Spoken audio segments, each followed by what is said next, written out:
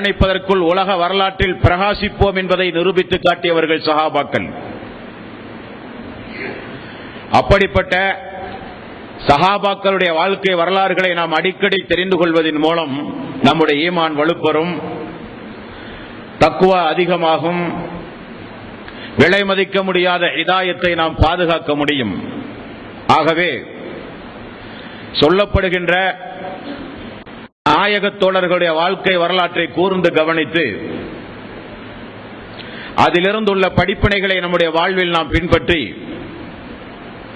நாமும் இன்ஷா அல்லாஹ் அல்லாஹ் நாடினால் அந்த நாயக தோழர்களோடு அல்லாஹ்வினுடைய அந்த சொர்க்கச் சோலையில் குடும்பம் குடும்பமாக நாம் அனைவரும் நிச்சயம் ஒன்றாக இருக்க முடியும். தோழர்களே, இன்றைய தினம் இஸ்லாத்தில் தன்னை இணைத்துக் கொண்ட, ஏன் இஸ்லாத்தை ஏற்றுக்கொள்ளாத இஸ்லாமிய வரலாறுகளோடு தொடர்புடைய பெரும்பான்மை மக்களால் அறிந்து கொண்ட ஒரு நாயக தோழர் தான் பிலால் ரலியல்லாஹு அன்ஹு. இவரை அறியாத முஸ்லிம்களே இல்லை என்று சொல்லலாம். இஸ்லாமிய பாடல்களை இயற்றுகிறவர்கள் இவருடைய தியாகங்களை முன்னிலைப்படுத்தித்தான் இயற்றுகிறார்கள். குரல் வளை நெருக்கப்பட்ட போதிலும் இறுதி வரை ஈமானோடு இருந்தவர் என்கிற புகழ் பாடலுக்குரியவர் பிலால் ரலியல்லாஹு அன்ஹு.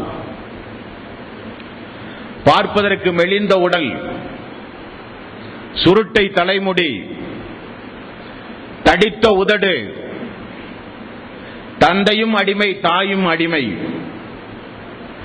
அடிமை பெற்றோர்களுக்கு பிறந்த காரணத்தினால் அவரும் அடிமையாகவே உலகத்தில் வாழ வேண்டிய சூழ்நிலை. ஆரம்பத்தில் நல்ல பாரம்பரியம், சிறந்த குடும்பம், பாரம்பரிய செல்வாக்கு என்று சொல்வதற்கில்லை பிலால் ரலியல்லாஹுடைய வாழ்க்கை வரலாறு. சந்தைகளில் விற்க வந்த பிலால் ரலியல்லாஹு அவர்களே சொல்லுகிறார்கள், நான் எப்படியெல்லாம் மக்காவிலே வாழ்ந்தேன், இஸ்லாத்தில் என்னை இணைத்தேன், அல்லாஹ்வுடைய ரசூலுடைய அன்புக்கு பிறகு என்னுடைய அந்தஸ்து எந்த அளவுக்கெல்லாம் உயர்ந்தது, உலக மக்கள் எல்லாம் ஏன் கியாம நாள் வரை அவரை ஒரு கட்டத்தில் நினைவு கூறுகிற அளவுக்கு பிலால் ரலியல்லாஹு அவர்கள் உலக வரலாற்றில் உன்னத இடத்தை பெற்றார்கள். சந்தைகளில் விற்க வரும்போது பணம் கொடுத்து வாங்குகின்ற முதலாளிகள் எல்லாம் சுற்றி இருக்கும் பொழுது ஒவ்வொரு அடிமையும் தன்னுடைய வலிமையை வெளிப்படுத்த வேண்டுமாம். அதற்காக வேண்டி சாட்டைகளை வைத்து குத்துவார்கள், தோளுகளை கிள்ளி பார்ப்பார்கள், தோளுகளை தேவைப்படும் போது பீத்தெடுப்பார்கள், சாட்டைகளால் அடித்து எங்களை ஓடச் சொல்லுவார்கள். எங்களுடைய வலிமையை காண்பிக்க நாங்கள் அங்குமிங்குமாக ஓடி வியாபார சந்தையில் வாங்குகிற பிரமுகர்களுக்கு மத்தியில் எங்களை நான் வலிமையோடு காட்டிக் கொண்டிருந்த காலம் அந்த காலம். உமையா என்பவன் என்னை அடிமை விலை கொடுத்து வாங்கினான். அவரிடத்தில் ஒரு சில பேரிச்சம்பழங்களுக்காக என்னுடைய வாழ்க்கையை அர்ப்பணித்தவன் நான். பிலால் ரலியல்லாஹு அவருடைய தாயினுடைய பெயர் ஹமாமா என்று சொல்லப்படுகிற தாய். அவருடைய தந்தை ரபாஹ்.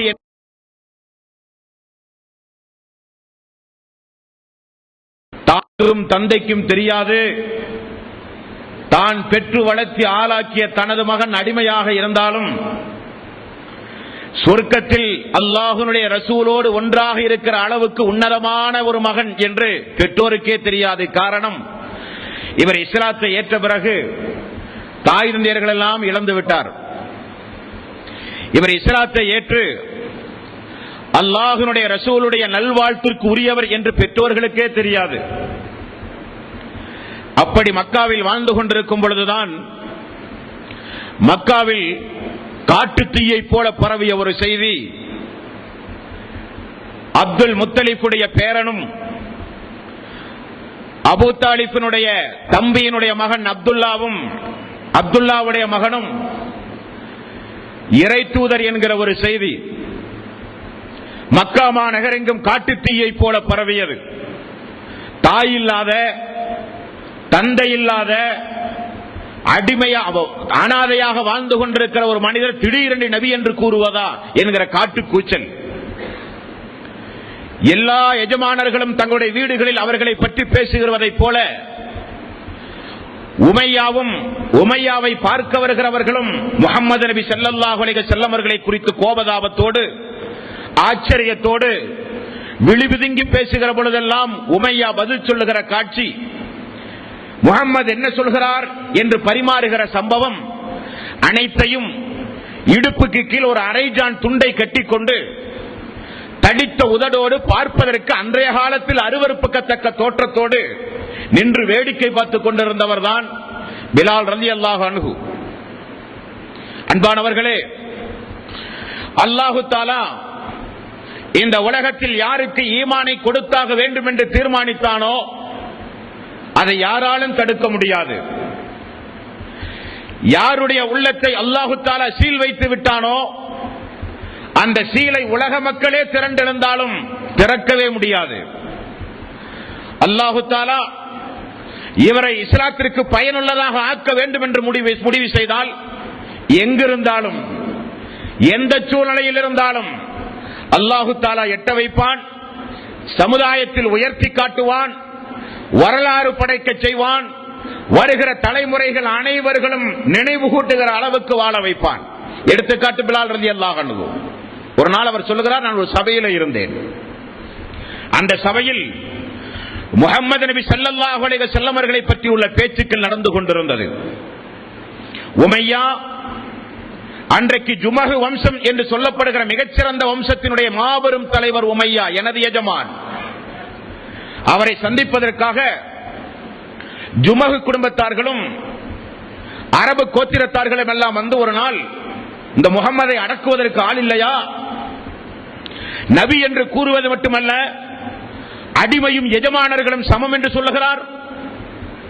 லாத்து உஸ்ஸா போன்ற 360 சிலைகளை ஒவ்வொரு துறைகளுக்கும் நாம் ஏற்படுத்தி, வணிகத்திற்கு ஒரு கடவுள், மழைக்கு ஒரு கடவுள், வறுமையை போக்க ஒரு கடவுள், நோய் தீர்க்க ஒரு கடவுள், கோரிக்கையை நிறைவேற்ற ஒரு கடவுள், பாவ மன்னிப்புக்கு ஒரு கடவுள், அல்லாஹ்விடத்திலே நெருக்கத்தை ஏற்படுத்த ஒரு கடவுள், அவனிடத்திலே பரிந்து பேச ஒரு கடவுள், நமக்காக வேண்டி அல்லாஹ்விடத்திலே வாதாடுவதற்கு ஒரு கடவுள் என்று பல கோடி கோடி கடவுள்களை வைத்து வணங்கி வருகிற நம்முடைய சமுதாயத்தில் வணக்கத்திற்குரியவன் அல்லாஹ் ஒருவன் மட்டும் போதும் என்று சொல்லுகிறார் முஹம்மது. என்றெல்லாம் விபச்சாரம் செய்யக்கூடாது, அடிமைகளை நோவினை செய்யக்கூடாது, பெண்களை கொடுமை செய்தல் கூடாது, குறிப்பாக பெண் குழந்தைகளை கொல்லக்கூடாது, விபச்சாரம் கூடாது, கொலை கூடாது, மது கூடாது என்றெல்லாம் சீர்திருத்த பணிகளை முன்வைத்து வணக்கத்திற்குரியவன் அல்லாஹ் ஒருவனை தவிர யாருமில்லை என்று சொல்லுகிறாரே என்றெல்லாம் எரிச்சல் பட்டு பேசுகிற அந்த சபையில் தான் பிலால் ரலியல்லாஹு அன்ஹுடைய உள்ளம் மெல்ல மெல்ல திறக்க ஆரம்பிக்கின்றது. அதுவரை தன்னுடைய எஜமானுடைய சபையில் யார் பேசினாலும் என்ன பேசுகிறார்கள் என்றெல்லாம் கேட்க மாட்டார். கேட்டாலே அடி கொடுக்கக்கூடிய காலம். காரணம், அடிமைகளை பொறுத்தவரையில் அது ஒரு பழுத்தூக்கும் கருவியாகத்தான் அன்றைக்கு பயன்படுத்தப்பட்டது. ஆடு மாடு கோழிகளுக்கு கூட மரியாதை இருந்தது. அன்றைக்கு அடிமைகளுக்கு அந்த உரிமையும் மரியாதையும் கூட கொடுக்கப்படாத காலம். ஆனால் என்னவோ தெரியவில்லை, அன்றைக்கு மட்டும் நான் செவியை கொஞ்சம் சாய்த்து கொடுத்து பார்த்தேன். அவர்கள் முஹம்மது நபி ஸல்லல்லாஹு அலைஹி வஸல்லம் அவர்களை பற்றி பேசிக் கொண்டிருந்தார்கள். பேச்சினுடைய ஒவ்வொரு வரிகளும் அது என்னை நோக்கி சொன்னதை போலவே இருந்தது. காரணம், எஜமானனும் அடிமையும் சமம் என்கிற ஒரு வார்த்தை. இந்த வார்த்தை யார் சொல்லுவார் இந்த மனித சமுதாயத்தில்? அடிமைகளுக்கு விடுதலை என்பது கனவாக இருந்த காலம் அந்த காலம். நம்முடைய வாழ்வு, நம்முடைய சகாப்தம் இத்தோடு முடிந்தது என்று நினைத்துக் கொண்டிருந்த பிலால் ரலியல்லாஹு அன்ஹு அவர்கள் மெல்ல மெல்ல ரசூலுல்லாஹி ஸல்லல்லாஹு அலைஹி வஸல்லம் எங்கிருக்கிறார் என்று விசாரித்தார். எல்லோரும் உறங்குகிற பொழுது யாருக்கும் தெரியாமல் ரசூலுல்லாஹி ஸல்லல்லாஹு அலைஹி வஸல்லம் அவர்களை போய் பார்த்தார். யார் என்ற விசாரிப்புக்கு பிறகு ரசூலுல்லாஹி ஸல்லல்லாஹு அலைஹி வஸல்லம் இஸ்லாத்தை எடுத்துச் சொன்னார். எடுத்து சொல்லி யாருக்கும் தெரியாமல் இஸ்லாத்தை மறைமுகமாக ஏற்றுக்கொண்டார். நிலைமையை உங்களுடைய கண் முன்னால் நீங்கள் கொண்டு வர வேண்டும். காரணம், இன்றைக்கு இந்த 650 கோடி மக்கள் இருக்கிற இந்த உலகத்தில் 2011ஆம் ஆண்டிலே நாம் இருக்கிறோம். இந்த உலகத்தில் எங்கு வேண்டுமானாலும் போய் பயணம் செய்து, எந்த மூலையில் வேண்டுமானாலும் போய் நின்று கொண்டு அஷ்ஹது அல்லா இலாஹ இல்லல்லாஹ் அஷ்ஹது அன்ன முஹம்மதர் ரசூலுல்லாஹ் என்று சொல்லுகிற உரிமையை நமக்கு பெற்று தந்தவர்கள் அந்த சஹாபாக்கள். இஸ்லாத்தை தழுவினேன் என்று சொல்லுவதற்கு பயந்த காலம். நேற்றைக்கு நான் உங்களுக்கு நினைவுறுத்தி இருப்பேன். அம்ர் இப்னு அபஸா என்கிற ஒரு தோழர், அவர் இயற்கையிலேயே உருவ வழிபாட்டை வெறுத்து வாழ்ந்தவர். இயற்கையிலேயே இந்த நிர்வாணமாக வலம் வருவது, காட்டுக்கூச்சல் போடுவது, சீக்கி அடிப்பது, கைத்தட்டுவது, ஆடல் பாடல்களோடு இபாதத்து செய்வது, சிறுபிள்ளைகளை கொல்வதை, உபச்சாரம் புரிவது, அடிமைகளை கேவலமாக நடத்துவது, இவைகளை எல்லாம் பார்த்து விரும்பி நிச்சயம் இவைகள் எல்லாம் அல்லாஹ்வுக்கு ஒப்பான காரியமாக இருக்காது என்று கிராமத்து புறத்தில் தனிமையாக வாழ்ந்தவர் அம்ர் இப்னு அபஸா என்கிற ஒரு நபித்தோழர். அவருக்கு செய்தி எட்டுகிறது. நாம் என்ன கொள்கையில் இருக்கிறோமோ அதே கொள்கையை வலியுறுத்தி ஒரு மனிதர் அல்ல, ஒரு இறை தூதரே மக்காவுக்கு வந்திருக்கிறார், இறைவன் தேர்ந்தெடுத்து அனுப்பி இருக்கிறான் என்கிற செய்தியை கேள்விப்பட்டு யாருக்கும் தெரியாமல் மக்கா வந்து அலி ரலியல்லாஹு அன்ஹு அவர்களைப் போல நெருக்கமாக இருக்கிற குடும்ப தோழர்களை கண்டுபிடித்து ரசூலுல்லாஹி ஸல்லல்லாஹு அலைஹி வஸல்லம் எங்க இருக்கிறார் என்று கேட்டார்கள். போய் கேட்டு அவர் இஸ்லாத்தை தழுவினார். யா ரசூலல்லாஹ், இவ்வளவு நெருக்கடியான இந்த நேரத்தில் உங்களை பற்றி பேசினாலே மிகப்பெரிய எதிர்ப்பு இந்த மக்காவில் வருகிற இந்த ஆரம்ப நேரத்தில் இந்த மார்க்கத்தை ஏற்றுக்கொண்டவர்கள் யாராவது உண்டுமா யா ரசூலல்லாஹ்? ரசூலுல்லாஹி ஸல்லல்லாஹு அலைஹி வஸல்லம் அவர்கள் சொன்னார்கள், எனது மனைவி கதீஜா. வஹி வந்தவுடன் ஆரம்பத்தில் வந்து சொன்னது தனது மனைவி கதீஜாவிடத்தில், அவள் இஸ்லாத்தை ஏற்றிருக்கிறார். வேறு யாராவது உண்டுமா யா ரசூலல்லாஹ்? ஒரு அடிமையும் உண்டு, ஒரு எஜமானனும், ஒரு சுதந்திரமானவரும் உண்டு. யா ரசூலல்லாஹ், அந்த சுதந்திரமானவர் யார்? எனது ஆருயிர் தோழர், அன்பு தோழர் அபூபக்கர் சித்திக் ரலியல்லாஹு அன்ஹு, அவர் இஸ்லாத்தை ஏற்ற நிலையில் என்னோடு உண்டு. அடிமை யார் யா ரசூலல்லாஹ்? அவர்தான் பிலால் ரலியல்லாஹு அன்ஹு. உடனே அம்ர் பின் ஆஸ் அவர்கள் சொன்னார்கள், அம்ர் பின் அபஸா, யா ரசூலல்லாஹ், மூன்றாவது நபராக நானும் எனது கிராமத்தை விட்டு காலியாகி உங்களோடு வந்து தங்கி இந்த மார்க்க வளர்ச்சிக்கு நானும் என்னை ஈடுபடுத்திக் கொள்ளவா? ரசூலுல்லாஹி ஸல்லல்லாஹு அலைஹி வஸல்லம் அவர்கள் சொன்னார்கள், வேண்டாம், நீ உமது கிராமத்திற்கே செல். காரணம், நிலைமை மிக மிக மோசம். என்னோடு தங்கி இஸ்லாமிய பிரச்சாரத்தில் ஈடுபட்டால் வெளியூர்வாசி என்று மிக மிக சுலபமாக உங்களை கொண்டு விடுவார்கள். நீங்கள் உங்களுடைய ஊருக்கே சென்று விடுங்கள், இஸ்லாம் வளரும், வளர்ந்ததை நீங்கள் அறிவீர்கள். அப்பொழுது உங்களுடைய குடும்பத்தோடு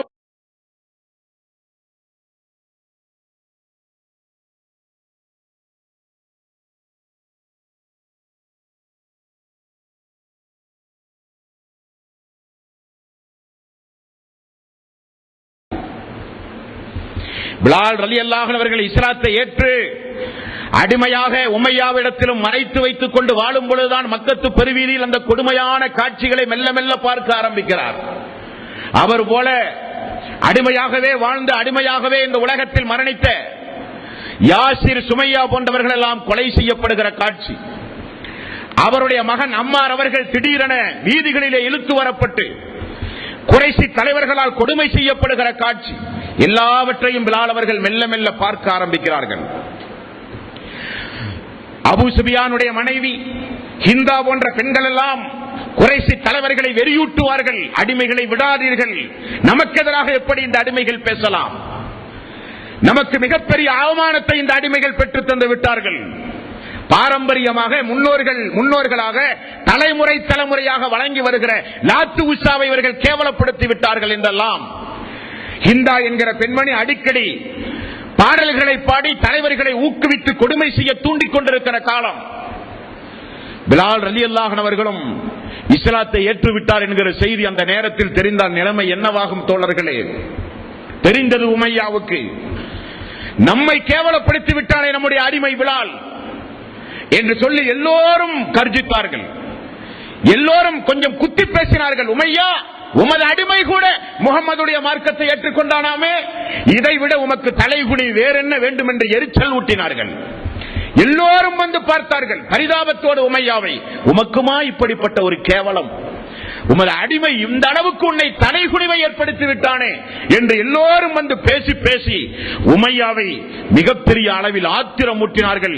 பேசி பார்த்தார்கள் பிலாலிடத்தில், வேண்டாம் பிலாலே, என்னை பற்றி உமக்கு நன்றாக தெரியும், வேண்டாம் என்று பேசி பார்த்தார், அதட்டி பார்த்தார், மிரட்டி பார்த்தார், மசியவில்லை. பிலால் ரலியல்லாஹு அன்ஹு அவர்கள் ஏற்றதுதான் என்றார்கள் பிலால் அவர்கள். இது அல்லாஹ்வுடைய மார்க்கம், அல்லாஹ் ஒருவன் தான் என்பது எனது கொள்கை, எனது உடல் உறுப்புகளை நீங்கள் விலை கொடுத்து வாங்கி இருக்கலாமே தவிர எனது உணர்வை நீங்கள் விலை கொடுத்து வாங்கவில்லை. உணர்வுக்கு நான் எஜமான், எனது உள்ளத்திற்கு நான் தான் எஜமான். எனது உடம்புக்கு வேண்டுமானால் நீங்கள் எஜமானாக இருக்கலாம் என்று சொன்னார். ஆரம்பித்தார்கள் பாவிகள், சொல்லனா துன்பங்கள். பாலைவனம் என்றால் அரபு நாடுகளுக்கு சென்று வந்த மக்களுக்கு தான் தெரியும். அடித்தால் வெயில், அப்படிப்பட்ட வெயில், கொழுந்து விட்டெறிகிற வெயில். அந்த பாலைவனத்து பெருவீதியில் திறந்த மேனியோடு கொண்டு வந்து கிடத்தி அந்த பாவிகள் நெஞ்சின் மீது ஒரு கல்லையும் கொண்டு வந்து வைப்பார்களாம். சுற்றி நின்று கொண்டு எல்லோரும் உமிழ்வார்களாம். முகத்தில் தலையிலும் காலிலும் காலை வைத்து அமர்த்துவார்களாம். லாத்து உஸ்ஸாவை வணங்கு, நம்முடைய பாரம்பரியத்தை விடமாட்டேன் என்று சொல், முகம்மதை விட்டுவிட்டேன் என்று சொல் என்று சொல்லி எல்லோரும் சித்திரவதை செய்வார்கள். உமர் அவர்கள் வர்ணிக்கிற காலம் ஒன்று உண்டு. அப்படி சித்திரவதை தொடரும் பொழுதெல்லாம் நெஞ்சுறுதி மிக்க பிலால் ரலியல்லாஹு அன்ஹு அவர்கள் என்று வரலாற்று ஆசிரியர்கள் குறிப்பிடுகிற அளவுக்கு நெஞ்சுறுதியோடு வாழ்ந்தார்கள். இறுதி மூச்சு வரை ஈமான் என்கிற பாடலை கேட்டவர்கள் நாம், வாழ்ந்து காட்டியவர்கள் சஹாபாக்கள்.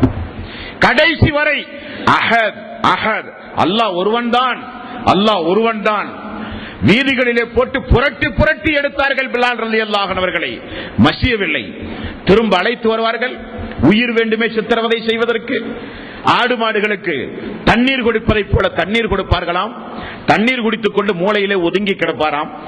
மீண்டும் தரதர எழுத்து வந்து வீதியிலே போட்டு மீண்டும் கொடுமை செய்வார்களாம். மீண்டும் ஒரு சமரச பேச்சு, மீண்டும் அடிதடி.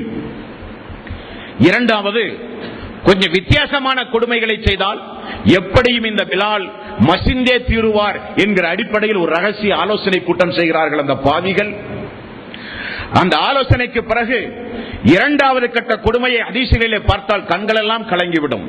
கழுத்திலே ஒரு கயிறை போட்டு இழுத்து கட்டி மேடு பள்ளம் கணக்க கால்வாய் என்று பாலைவனத்து பெருவீதியில் மக்கத்து வீதியில் சிறு பிள்ளைகளுடைய கைகளிலே கொடுத்து வீதி எங்கும் இழுத்து வரச் சொன்னார்கள். தரதரவென இழுத்து வரப்பட்டார் பிலால் ரலியல்லாஹு அன்ஹு. ஒரு கட்டத்தில் மயக்கமுற்று கீழே விழுந்து உதடு மட்டும் அசைவதை பார்த்து எல்லா குறைசிகளும் ஓடி வந்தார்கள். குறிப்பாக உமையா ஓடி வந்தான். நான் வெற்றி அடைந்து விட்டேன் என்கிற கூச்சலிட்டு ஓடி வந்தான். இந்த பிலாலுடைய உதடு அசைகிறது, நிச்சயம் நம்முடைய லாத்து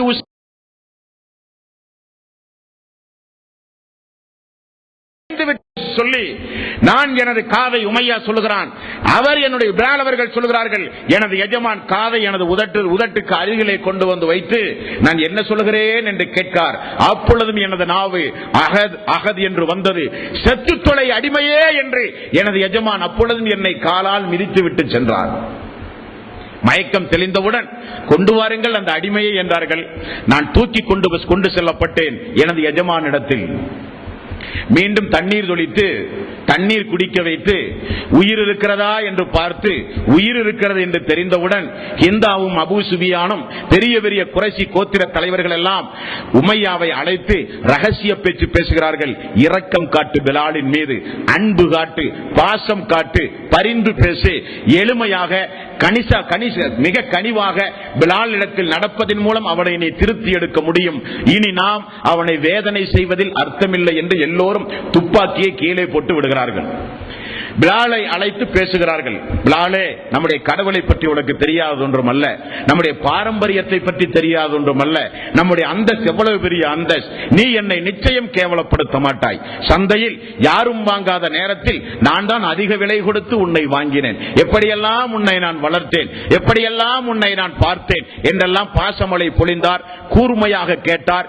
இறுதியில் உனது முடிவென்ன என்று கேட்டார். பிலால் அப்பொழுதும் சொன்னார், எனது முடிவு அகத், ஏகன்தான், அல்லாஹ் ஒருவன் தான், அல்லாஹ் ஒருவன் தான் என்றான். நிச்சயம் உன்னை கொல்லாமல் விடமாட்டேன் என்றான். அந்த உமையா என்று சொல்லப்படுகிற கொடுங்கோலன்.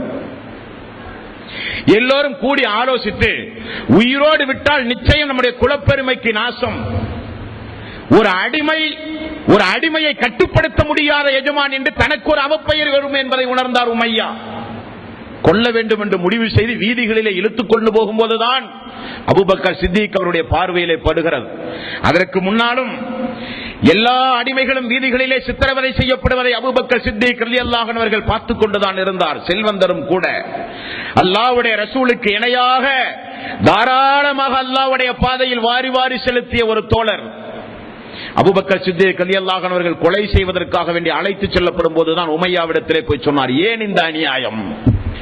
கேட்பதற்கு ஆள் இல்லை என்பதற்காக வேண்டியா இந்த அநியாயம்? அல்லாஹ் உங்களை நிச்சயம் விட மாட்டான். இந்த உயிருக்கு நீங்கள் பதில் சொல்லியாக வேண்டும். உமையா, கேட்கிற காசை தருகிறேன், எனக்கு இந்த பிலாலை விடுதலை செய்து தாருங்கள் என்று சொன்னார். உமையாவுக்கு நல்ல ஒரு சந்தர்ப்பம்.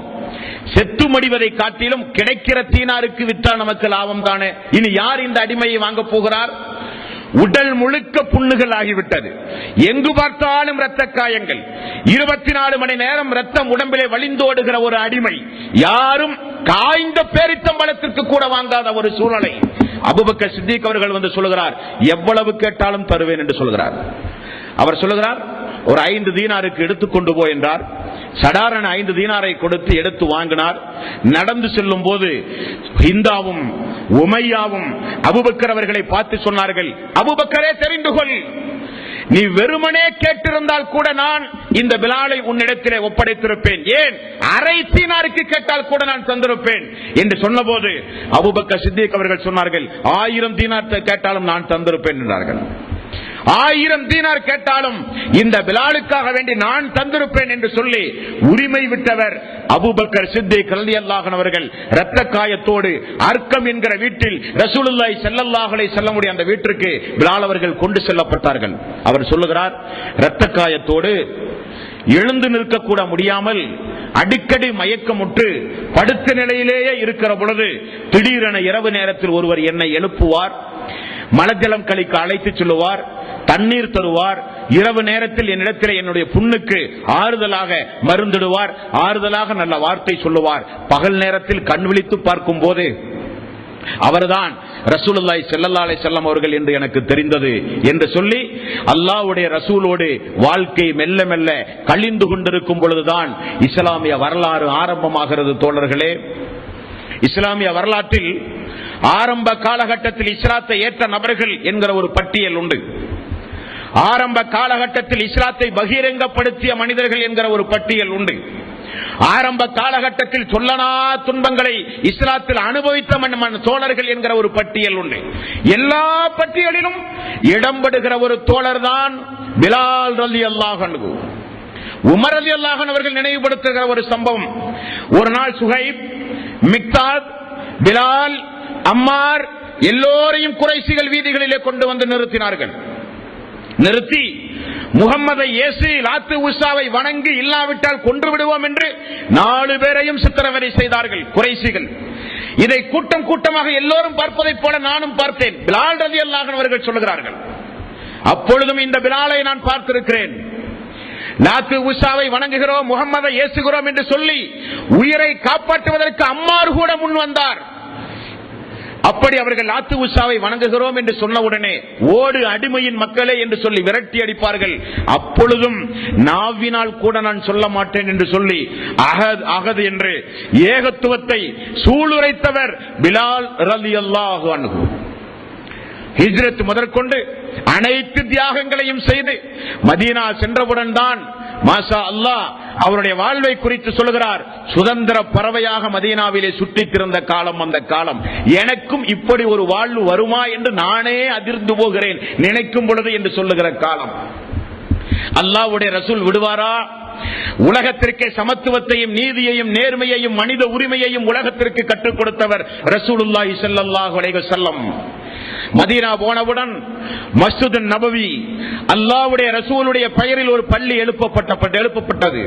எல்லா தோழர்களும் ஜமாத்தோடு சேர்ந்து தொழுக, ஜுமாத் தொழுகை நடத்த, பெருநாள் குத்துபாக்கள் நடத்த, கலந்து ஆலோசிக்க பாராளுமன்றமாக ஒரு பள்ளி வாயில் மஸ்ஜித் நபவி உருவாக்கப்பட்டது. உருவாக்கப்பட்டவுடன் எப்படி வாங்கு சொல்லுவது, மக்களை எல்லாம் தொழுகைக்கு குறிப்பிட்ட நேரம் அழைக்க வேண்டுமே, எப்படி அழைப்பது என்கிற ஆலோசனை செய்யும் போது ஒவ்வொரு நபித்தோழர்களும் ஒவ்வொரு ஆலோசனை. மணி அடிப்போமா ஒவ்வொரு நேரத்திலும், அல்லது கொம்பு ஊதுவோமா? அரசவை காலங்களில் நீங்கள் பார்க்கலாம், கொம்பு ஊதுவார்கள். ஏதாவது முக்கிய அரசாங்க அறிவிப்பு செய்யும் போது கொம்பு ஊதுகிற பழக்கம். அப்படி கொம்பு ஊதி மக்களை அழைப்போமா, மணி அடித்து அழைப்போமா, தீப்பந்தத்தை ஏற்றி குன்றின் மீது நின்று கொண்டு மக்களுக்கு ஒரு அறிவிப்பு செய்து வாங்கோ செய்யும், இதுதான் தொழுகையுடைய நேரம் என்று சொல்லுவாமா என்று எல்லோரும் கலந்து ஆலோசிக்கும் போது உமர் ரலியல்லாஹு அன்ஹு அவர்கள், யார சொல்லலாம், நான் ஒரு கனவு கண்டேன், இப்படிப்பட்ட வாசக அமைப்பு முறையெல்லாம் அந்த கனவில் ஒரு மனிதர் எனக்கு சொன்னார் என்று சொல்லும் போது அல்லாஹ்வுடைய ரசூலும் அதை அங்கீகரித்து அந்த பாங்கு யார் சொல்லுவது, அதுதான் முக்கியமான விஷயம். யார் சொல்லுவது? எனது பிலால் சொல்ல வேண்டும் என்றார்கள் ரசூலுல்லாஹி ஸல்லல்லாஹு அலைஹி வஸல்லம். அன்றைக்கு அவர் ஆரம்பித்த அந்த பாங்கு உலக அழிகிற நாள் வரை சொல்லும் பொழுதெல்லாம் நமக்கு ஞாபகம் வர வேண்டும். துவக்கியவர் நம்முடைய பிலால். ரசூலுல்லாஹி ஸல்லல்லாஹு அலைஹி வஸல்லம் அவர்கள் சொன்னார்கள், பாங்கு யார் சொல்லுகிறாரோ அந்த பாங்கோசையை கேட்கின்ற உயிர் உள்ள உயிர் அற்ற காய்ந்த ஈரமான அனைத்து பொருள்களும் அவருக்காக வேண்டி அல்லாஹ்விடத்திலே பரிந்து பேசும் என்றார்கள் ரசூலுல்லாஹி ஸல்லல்லாஹு அலைஹி வஸல்லம். பாங்கு சொல்லுகிற நபருக்குரிய சிறப்பு, பாங்கு சொல்லுகிற நபருக்குரிய சிறப்பு தொலைவருகிற மக்களுக்குரிய கூலியை போல அவருக்கும் கூலி உண்டு என்றார்கள் ரசூலுல்லாஹி ஸல்லல்லாஹு அலைஹி வஸல்லம். முஅத்தினுக்குரிய சிறப்பு, பாங்கு சொல்லுகிற மனிதர் மறுமை நாளில் நீண்ட கழுத்துடைய அழகாக மறுமை நாளில் சொர்க்கத்திற்கு அழைக்கப்படுவார் என்றார்கள் ரசூலுல்லாஹி ஸல்லல்லாஹு அலைஹி வஸல்லம். அந்த சிறப்புக்குரிய பரிசை பெற்றவர் பிலால் ரலியல்லாஹு அன்ஹு. எப்பொழுதும் அல்லாஹ்வுடைய ரசூலை சார்ந்தே வாழ்க்கை நடத்துகிற ஒரு பாக்கியத்தோழர். அல்லாஹ்வுடைய ரசூலோடு வாழ்க்கை நடத்தும் பொழுதுதான் அந்த மிகப்பெரிய ஒரு நற்செய்தி அவருடைய காதிலே விழுகிறது. பிலாலே என்று ரசூலுல்லாஹி ஸல்லல்லாஹு அலைஹி வஸல்லம் அழைத்தார். என்ன யா ரசூலல்லாஹ், நான் நேற்று இரவு கனவு கண்டேன். அந்த கனவில் உம்மு சுலைம் ரலியல்லாஹு அன்ஹு, அனஸ் ரலியல்லாஹு அன்ஹுடைய தாய் உம்மு சுலைம் ரலியல்லாஹு அன்ஹு அவர்களை நான் சொர்க்கத்திலே பார்த்தேன். எடுத்து காட்டப்பட்டது உம்மு சுலைம் அவர்களுக்கு சொர்க்கம்.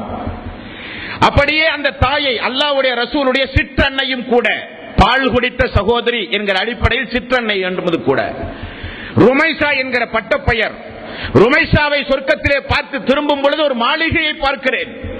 அந்த மாளிகையை ஒரு பெண்ணொருத்தி பாதுகாத்துக் கொண்டிருந்தாள். ஹூருல் ஈன்.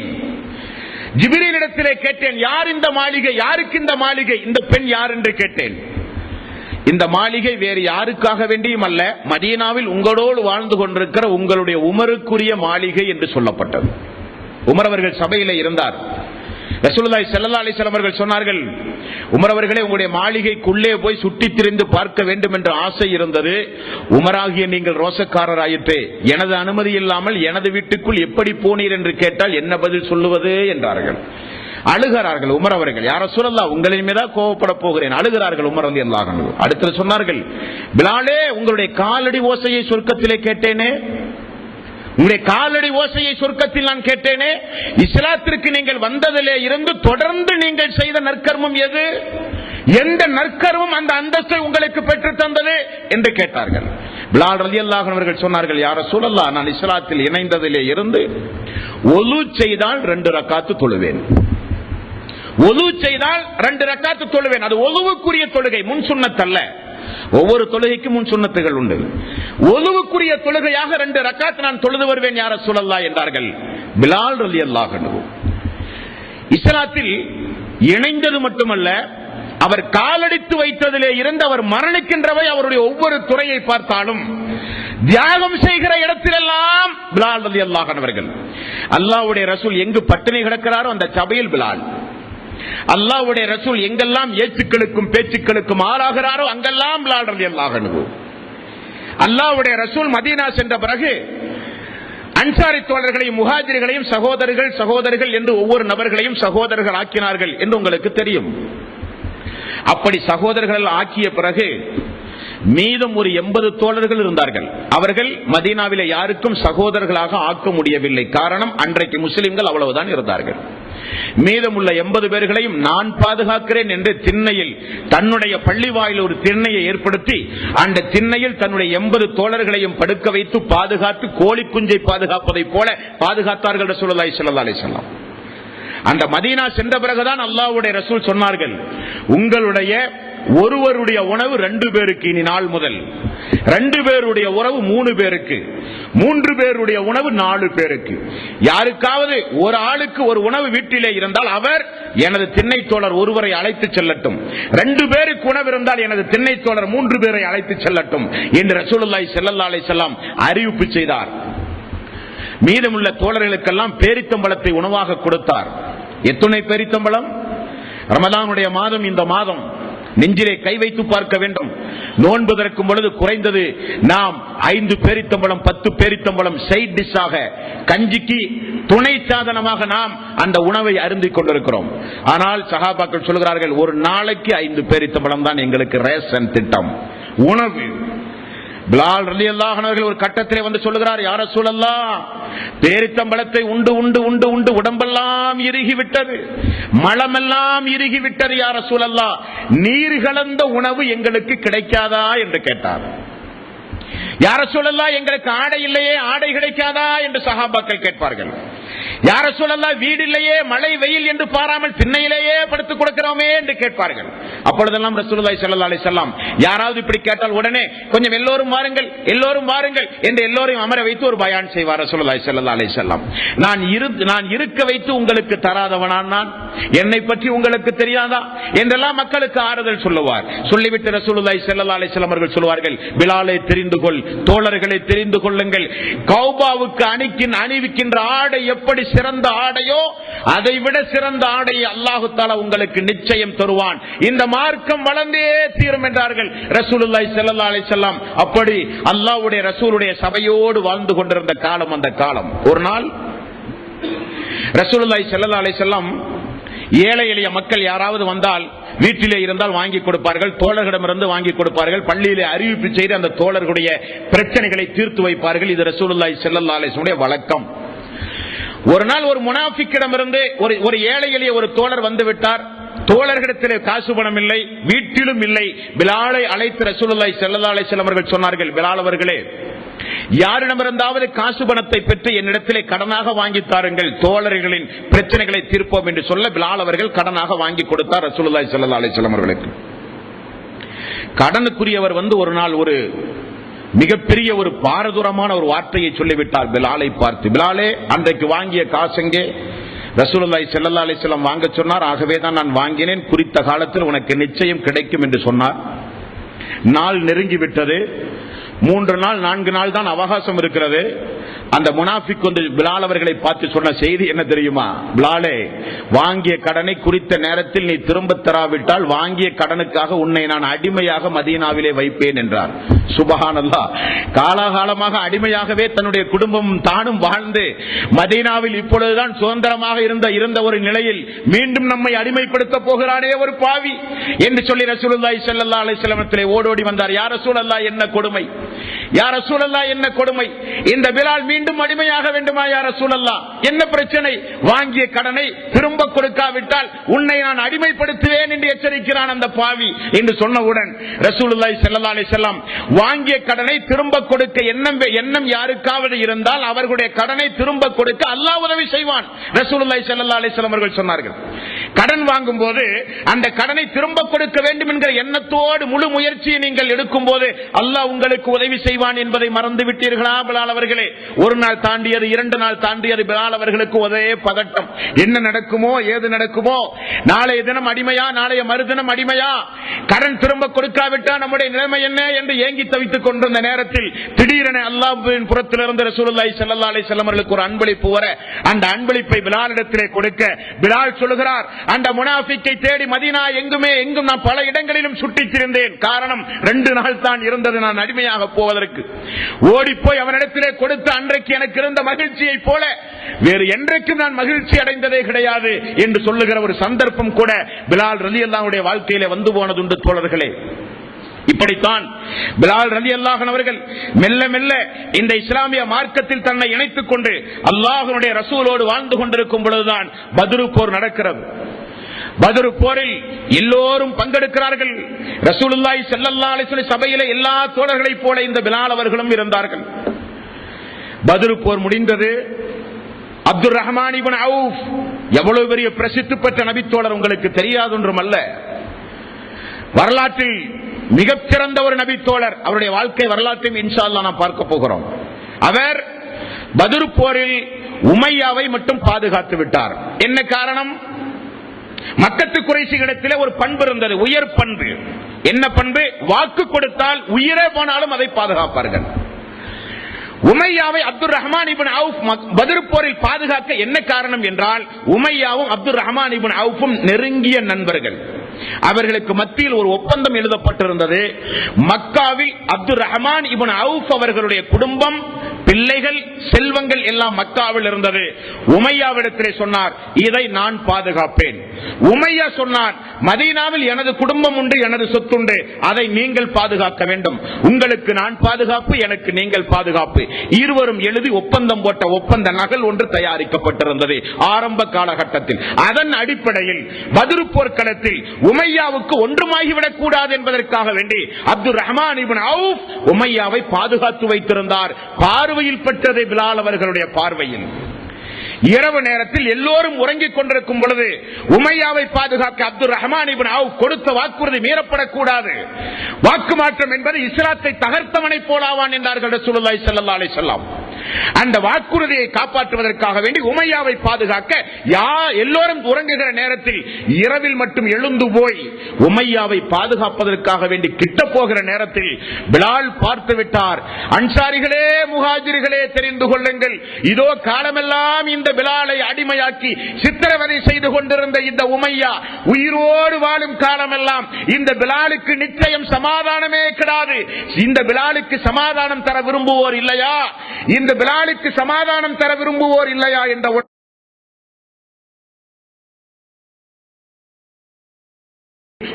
இருப்பதை பார்த்தார்கள். ஓடி போய் எல்லோரும் கொன்று விட்டார்கள். அந்த அவனை கொல்லுகிற அந்த பங்களிப்பில் பிலால் ரலியல்லாஹுடைய பங்களிப்பு உண்டு. சந்தோஷம் அடைந்தார். ஏகத்துவத்தை ஏற்றேன் என்கிற ஒரே காரணத்திற்காக வேண்டி சொல்லனா துன்பம் கொடுத்த இந்த மிகப்பெரிய கொடுங்கோணன் இந்த போரில் கொல்லப்பட்டான் என்கிற ஒரு சந்தோஷம் பத்ர் போர்க்களத்தில் எனக்கு எழுந்தது. திரும்ப நான் வந்தேன். ரசூலுல்லாஹி ஸல்லல்லாஹு அலைஹி வஸல்லம் அவர்களோடு மெல்ல மெல்ல நான் வாழ்க்கையை கழித்துக் கொண்டிருக்கும் போதுதான் அந்த சம்பவம் நடந்தது. அல்லாஹ்வுடைய ரசூலுடைய மரண சம்பவம். அது ஒரு தனி ஒரு பாடமாக பேச வேண்டும். ரசூலுல்லாஹி ஸல்லல்லாஹு அலைஹி வஸல்லம் மரணம் என்பது ஏதோ ஹதீசுகளை பார்த்து படித்து கேட்டு ஏதோ ஒரு அரை மணி நேரம் ஒரு மணி நேரம் ஒரு உருக்கமான உரை நிகழ்த்துகிற ஒரு பாடம் அல்ல. நீங்கள் அங்கேயே செல்ல வேண்டும். 1400 ஆண்டுகளுக்கு முன்னால் மதீனாவுக்கு செல்ல வேண்டும். தினசரி அல்லாஹ்வுடைய ரசூலோடு பழகுகிற தோழர்களுடைய உள்ளத்திற்குள் நீங்கள் சென்றால் தான் ரசூலுல்லாஹி ஸல்லல்லாஹு அலைஹி வஸல்லம் இறப்பு இந்த பூமியில் ஏற்பட்ட மிகப்பெரிய ஒரு பாதிப்பு என்பதை அப்பொழுதுதான் நம்மால் புரிந்து கொள்ள முடியும். தாங்க முடியாத அல்லாஹ்வுடைய மரண செய்தியை கேட்டு தாங்க முடியாமல் செய்தியை கேட்டவுடனே மயக்கம் போட்டு விழுந்த வீர தீர சிங்கங்கள் எல்லாம் மதீனாவிலே இருந்த காலம். அந்த காலம் பச்சை குழந்தை அழுவதை போல பிலால் ரலியல்லாஹு அன்ஹு அவர்கள் அழுதார்கள் என்று மதீனத்து தோழர்கள் சொல்லுகிறார்கள். அத்தோடு ஒரு முடிவெடுத்து விட்டார், இனி மதீனா நகரில் தான் பாங்கு சொல்ல போவதில்லை என்று. என்ன காரணம்? அஷ்ஹது அன்ன முஹம்மது ரசூலுல்லாஹ், முஹம்மது நபியினுடைய பெயரை அந்த பாங்கில் சொல்ல வேண்டிய சூழ்நிலை ஏற்படுமே, சொல்லுகிற சக்தியும் இல்லை, கேட்கிற ஆற்றலும் நமக்கு இல்லை என்பதை உணர்ந்து பிலால் ரலியல்லாஹு அன்ஹு அவர்கள் இனி பாங்கு சொல்ல முடியாது என்று தீர்க்கமான முடிவெடுத்து அல்லாஹ்வுடைய ரசூலுக்கு பிறகு அபூபக்கர் சித்திக் ரலியல்லாஹு அன்ஹு அவர்கள் ஆட்சியில் இருக்கும் போது போய் முறையிட்டு விடுகிறார். அபூபக்கரை என்னை விட்டு விடுங்கள், இந்த மதீனாவில் இருக்க இனி எனக்கு மனம் இல்லை.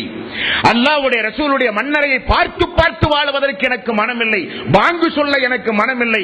இனி என்னால் பாங்கு சொல்ல முடியாது என்று போய் கலீஃபாவிடத்திலே முறையிட அபூபக்கர் சித்திக் ரலியல்லாஹு அன்ஹு அவர்கள் அன்பு தோழர், பாசத்திற்குரிய தோழர், அதிக நேசம் வைத்த அபூபக்கர் அவர்கள் சொல்லுகிறார், பிலாலே என்ன சொல்லுகிறீர்? பிலாலே, நீங்கள் பாங்கு சொல்லாமல் வேறு யார் பாங்கு சொல்லுவது? நீங்கள் எப்படியெல்லாம் எங்களுக்கு தோழர்கள். அல்லாஹ்வுடைய ரசூல் மதீனாவில் பள்ளியை கட்டி பாங்கு சொல்ல வேண்டும் என்கிற திட்டம் வகுத்த உடனே முதலில் உங்களை அல்லவா சொன்னார்கள். உங்களுக்கு தெரியுமா மக்கத்து வெற்றி நடந்ததா இல்லையா? மக்காவுடைய வெற்றி நடக்கும் போது அல்லாஹ்வுடைய ரசூலுக்கு பின்னால் முதல் சஃபில் யார் நின்றார்கள்?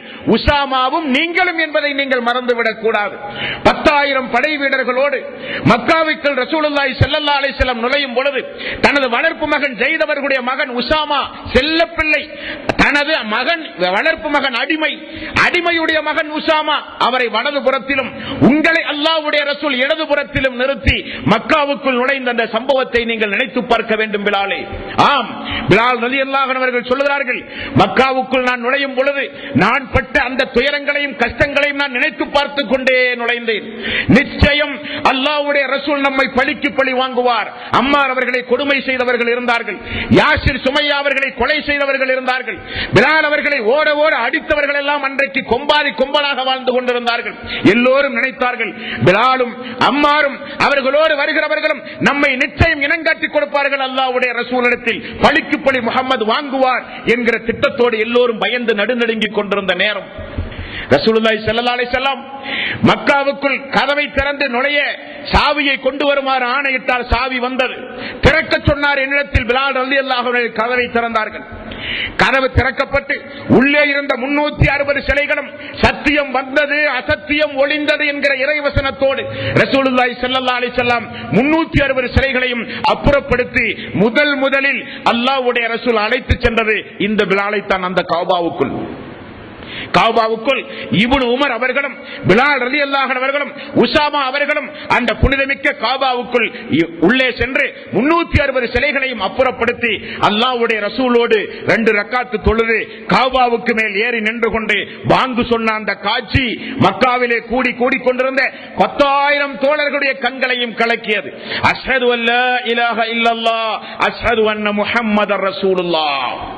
அன்றைக்கு குறைஷிகள் சொல்லுகிறார்கள், ஆணவத்தோடு அகம்பாவத்தோடு வாழ்ந்து கொண்டிருந்த குறைஷிகளில் ஹாரிஸ் என்பவர் சொல்லுகிறார், இந்த அடிமை பிலாலுடைய இந்த வாசகத்தை கேட்கவா அல்லாஹ் இந்த மக்காவில் எங்களை உயிரோடு வாழ வைத்திருக்கிறான், என்ன கொடுமை என்று காதில் கை வைத்தானாம் அவன். இந்த முகமதுக்கு உயர்குலத்தை சார்ந்த ஒரு மனிதர் இல்லையா இந்த பாங்கோசை சொல்ல? நாங்கள் கட்டி காப்பாற்றி பராமரித்த இந்த காபாவுக்கு மேல் ஏறி நின்று கொண்டு ஒரு அடிமையா பாங்கு சொல்ல வேண்டும்? இந்த காட்சியை பார்க்கவா அல்லாஹ் எங்களை உயிரோடு வாழ வைத்திருக்கிறான், சாகலாமே இதற்கு பதிலாக என்று குறைஷிகள் வெம்பி எழுந்த காலம் அந்த காலம். நினைத்து பார்க்கிறார் பிலால். இப்படியெல்லாம் எல்லா இடங்களிலும் எங்கே பிலால் என்று என்னை முன்னிலைப்படுத்திய அல்லாஹ்வுடைய ரசூலுடைய மரணத்திற்கு பிறகு மதீனாவில் என்னால் வாங்கு சொல்ல முடியாது என்று சொன்னவுடன் அபூபக்கர் சித்திக் அவர்கள் சொன்னார்கள், அதை நினைத்து பாருங்கள், இதை நினைத்து பாருங்கள். இந்த பள்ளிவாயில் கட்டிய காலத்திலே இருந்து ஃபஜ்ரிலிருந்து இஷா வரை உங்களை தவிர வேறு யார் அந்த அழைப்பை கொடுத்திருக்கிறார்கள்? எல்லா தோழர்களும் உங்களுக்கு என்ன குறை வைத்திருக்கிறார்கள்? அல்லாஹ்வுடைய ரசூலுடைய காலத்துக்கு பிறகு உங்களை குடும்பத்து உறுப்பினர்களை காற்றிலும் நேசிக்க நாங்கள் இல்லையா என்றெல்லாம் சொன்ன போது பிலால் அவர்கள் ஒரே ஒரு வார்த்தையை திரும்ப கேட்டார்,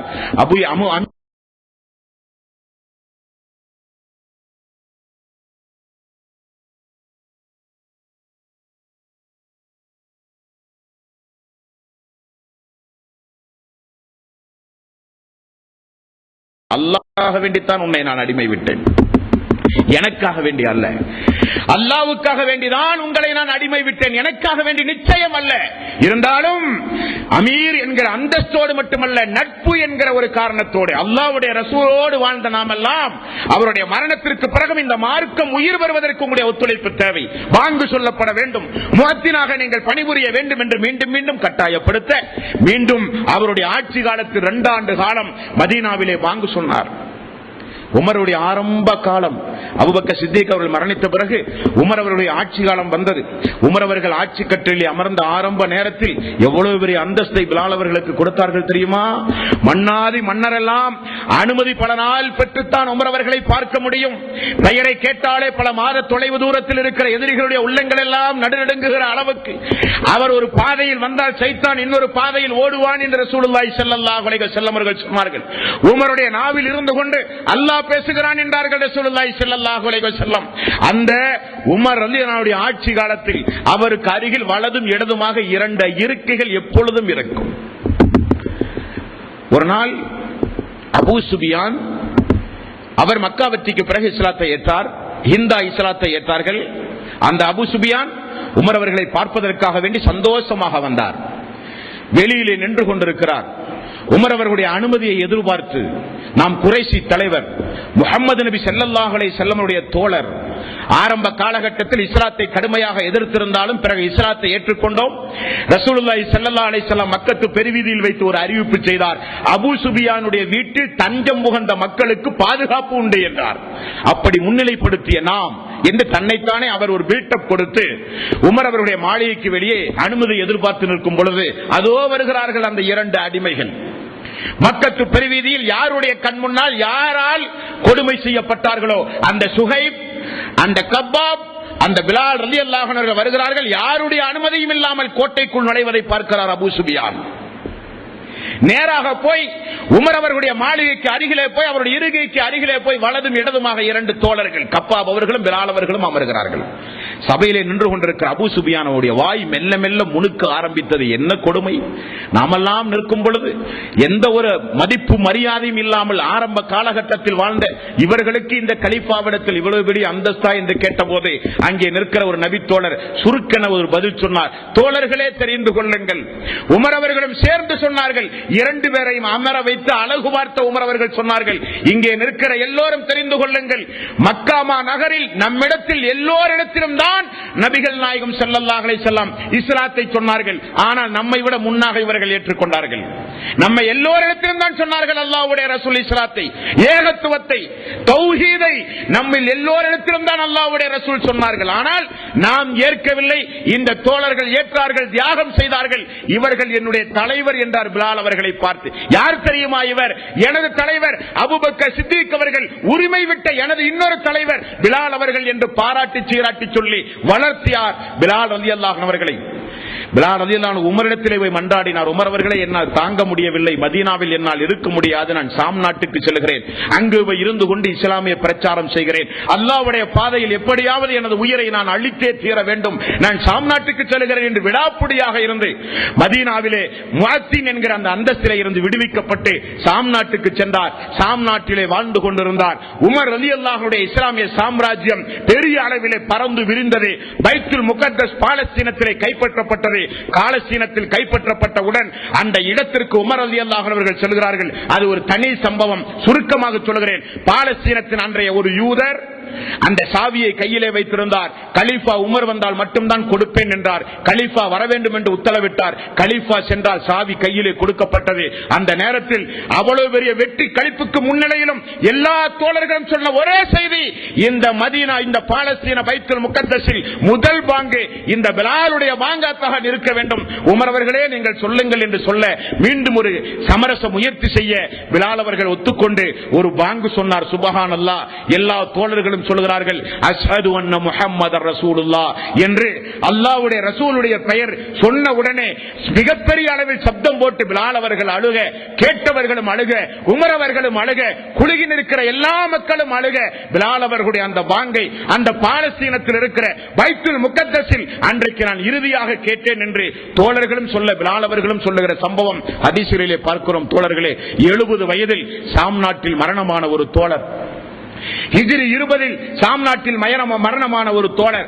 அப்படிப்பட்ட அந்த தோழருடைய வாழ்க்கை வரலாற்றை நாம் எதை கேட்டோமோ அதை நம்முடைய வாழ்விலே நாம் நடைமுறைப்படுத்த வேண்டும்.